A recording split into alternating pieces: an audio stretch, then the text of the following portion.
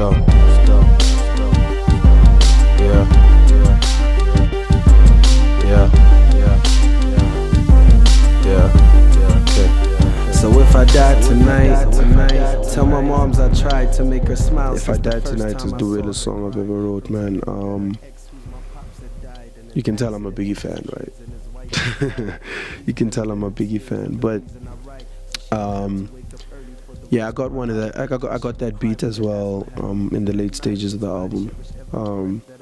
And originally when I heard that beat, man, I was like, yo, I'm going in the club with this one, son. Yo, the club is gonna accept me. You know, I finally have a beat that bangs. You know, I'm gonna say, you know, some nice, probably even floss if I have to. But damn, man, every time I played that song, it just got realer and realer, you know? It got realer and realer and realer and realer, and it was also one of those where it was like, yo, you gotta tell your story, Reese. You know, you gotta tell your story. People need to know who you are. You know, and I did that. This was all based on some advice I actually got from Dumi, where he was like, you know, sometimes as a rapper you speak about yourself as a rapper. You know, you portray yourself as a rapper. You portray your life as a rapper, and by that we mean like, you know, if you got a nice car, you're talking about the cars. If you got J's, you're talking about the J's. You know, you're talking about, sometimes as rappers we speak about ourselves as rappers, and we forget that when people listen to our music, they're not all rappers. What really gets people going is, you know, Reason telling stories about Caesar. You know, like, you know, I'm human just like anybody who's watching this right now.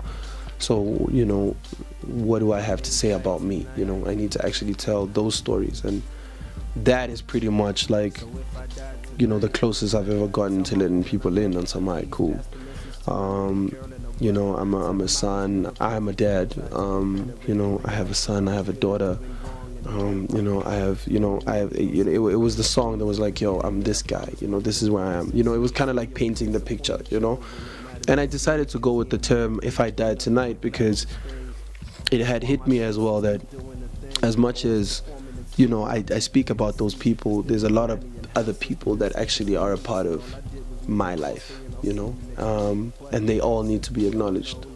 To everybody. It was really the song that was dedicated to everybody, you know, that I've known, to everybody that I do know, to everybody that, you know, that I'll ever come to know. You know, it was a toast, you know, to all those people that have played a role in my life. I don't mention all of them in the song, but, you know, it's a toast to all of them to say, you know, as a human being, you know, I've been through some things, I know some things, I've seen some things, I am some things, you know, I'm not perfect, but, you know, as a human being, shout out to you, you know,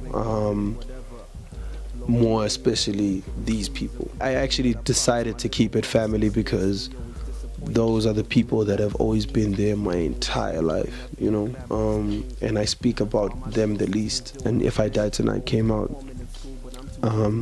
really freaked my girl out a lot because she's like, yo, dude, why you talking about death? You know, couldn't you say if I sleep and never wake up or something? But yeah, it's arguably like one of the realest songs I've ever wrote, and it's pretty much like, you know, the first step into me doing that a lot more, you know, because I think a lot of people connect to that a lot more than they connect to, you know, just an ordinary song about nothing. It schooled me, you know, as an MC, to say, you know, as much as you can write well and you can spit and you can do punchlines, you know, it's always necessary for you as a person to actually speak a little bit further than just as the rapper, you know, just to go a little bit back and just, you know, so yeah, that was If I Die Tonight.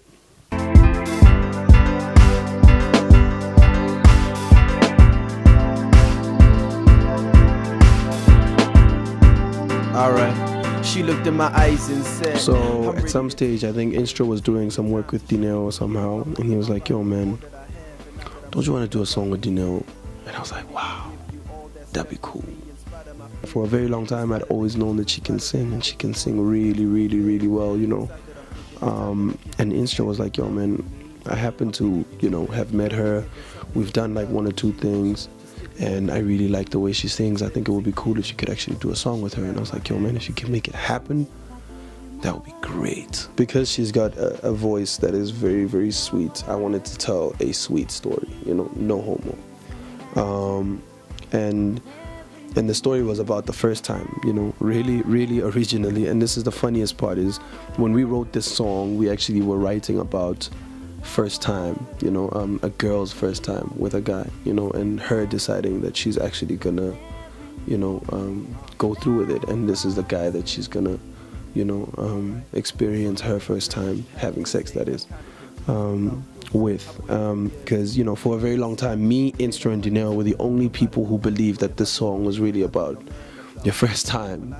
And everybody else that hears it is like, yo man, I was listening to your song and I was, I'm getting married, you know. Or some people are like, yo son, you know, I remember this girl tweeted me at like 4 in the morning. She's like, I was listening to your album and the last song with Dinero made me cry. You know, I stopped and I cried, you know, and I was like, wow, geez, cry?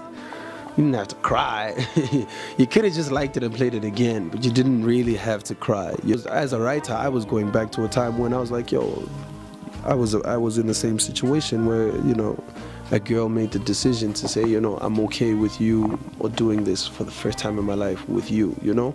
And we thought about that, and it was so cool because even with her singing those words, you know, those are words that Gabomo was writing, you know, because Gabomo does a little bit of writing for her, and we asked him to be here, and when I explained it to him, he was like, yo dog, this is so cool because I relate so much to it, you know, I know exactly what you're trying to talk about. So it ended up being a very, very emotional track because I was coming from an emotional point of view, the words were coming from an emotional point of view, the production as well. Yes, this Instro was producing it with an emotion as well, because he was there when the concept came up, you know. So he took what he had presented to me just as a beat, and he went back to it and he revisited it and he started producing it with the same emotion, you know. Like, we recorded this song, me, and I'll tell you a funny story about it. When we recorded this song, this is the one song that Dumi was probably like the least involved with, because it was just a conversation that happened between me and him. And the fact that we were going to get Dinero was almost like, how are we going to tell this guy that we're going to get a presenter chick to sing a hook, you know? And we're like, you know what, let's just do the song and then we'll play it for him and see what he thinks, you know? So kind of like he just rolled up in here and he was just like being a guy, you know? He's like, yo, you guys are making songs, love songs, huh? Deep songs, some Zahara. You should get Zahara. Give this to Zahara, man. This is you know? And I mean, he was just fucking around. I knew he was fucking around. Instro knew he was fucking around. But I remember she took it, like, she kind of took it personally on this guy. You know, who does he think he is to just roll up in here and diss our song, you know?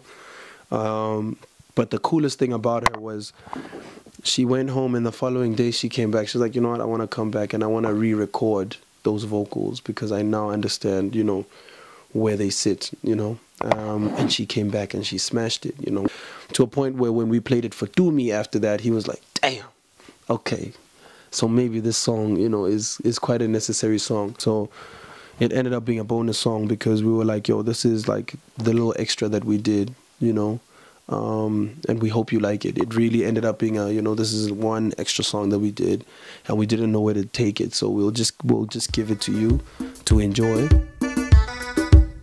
Yeah, the name's Reason. Welcome to it. Originally, the song was made for the Othello Burning mixtape, and you know, the emotion and the thinking was all about that specific thing. But just to go back to that, you know, the song was about walking on water, and which is quite an impossible thing to do, you know. It was about the impossible, really. And I decided to go with that because, you know, when I was told about the movie, I was like, yo, this is about a black guy that surfs, huh? In the 80s. I can't imagine what kind of story that guy, what kind of things, you know, like what kind of criticism you go through if that's what the movie's about, you know. But I started taking that little thing and I started applying it to me on some, you know, what does this mean to me? What does a surfer mean to me? You know, what does a black surfer mean to me today? And I was like, yo, man, it's actually walking on water. It's about you know, getting off the land and saying, I believe I can do that. And I wanted everybody else to actually have the same feeling. So that was it. And it was quite cool because Instro kind of like, considering the particular beats that I had, there were so many old school beats to pick from, and I picked that one because of the feel, you know, the pace, how it runs, and I had an opportunity to arrange it with Instro in them and be like, yo, let's start with this. I built the song, and just as a secret, Instro's the guy who sings the backup vocals. He doesn't want anybody to ever know that, but I'm putting the bag out there, you know, like, yo, he does do that. Hey, yo, what up? It's your boy Reason, Mr. Audio3D. You are now watching MA TV. You see, this day was on my wish list when I was on a plane to the mother city for Christmas, with no place for a wife like Mischief, just pain in her eyes, the relationship sing.